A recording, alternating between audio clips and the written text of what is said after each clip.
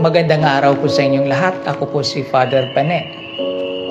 Sama-sama po nating pagnilayan ang salita ng Diyos sa ngalan ng Ama at ng Anak at ng Espiritu Santo. Ngayon po ay nasa ika-28 linggo tayo sa ating kalendaryo ng simbahan. At ngayong linggo, ang keyword po ng ating mga pagbasa ay ang salitang gratitude. Sa Tagalog po ay pasasalamat.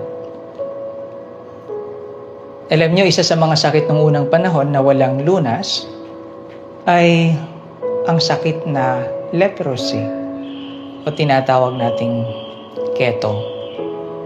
Incurable po iyon. At hindi lang po siya incurable, highly contagious po siyang disease.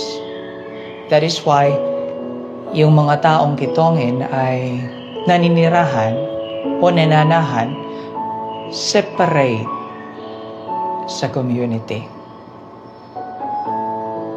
At hindi lang po iyon ulit.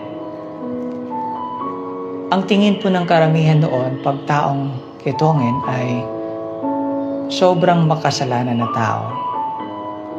Kaya siya nagkakaganyan dahil pinaparusahan siya ng Panginoon. So yun po yung tingin ng karamihan noon. So makikita po natin na miserable po ang buhay ng isang taong kitongin during that time.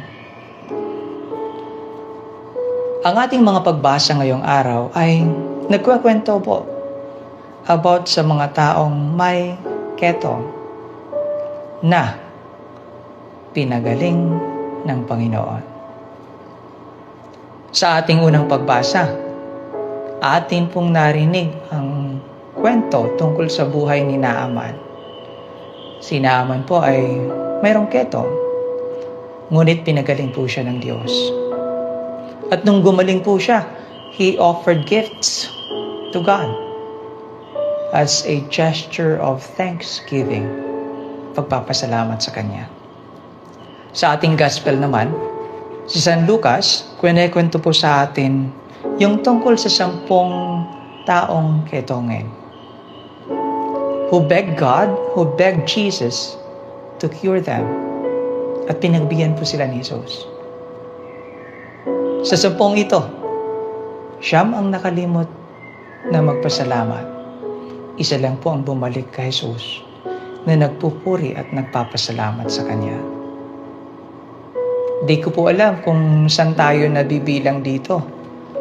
Kung tayo po ay kabilang sa 9 na nakalimot sa Diyos o sa isang tao na nakaalala sa Diyos at bumalik sa Kanya. I can't answer for you. Ngayong araw, I would like to invite you to look back.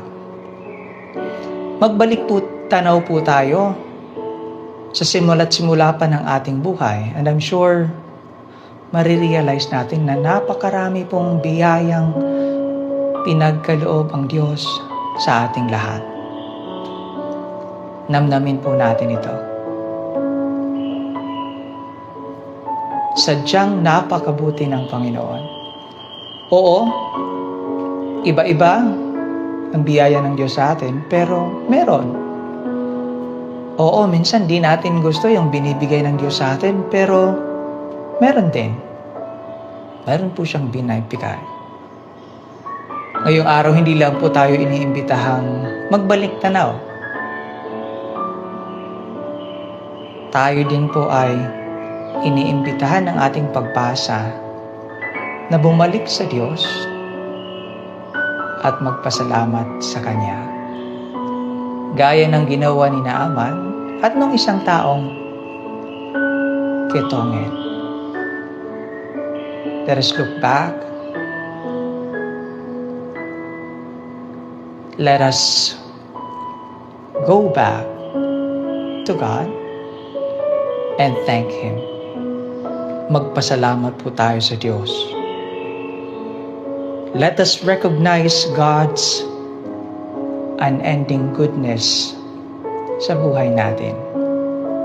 Ayon nga po kay St. Thomas Merton, to be grateful is to recognize the love of God in everything. And so ngayong araw, we say to God, thank you, O Lord. Salamat po, O Diyos. Sa ngalan ng Ama, at ng Anak, at ng Espiritu Santo.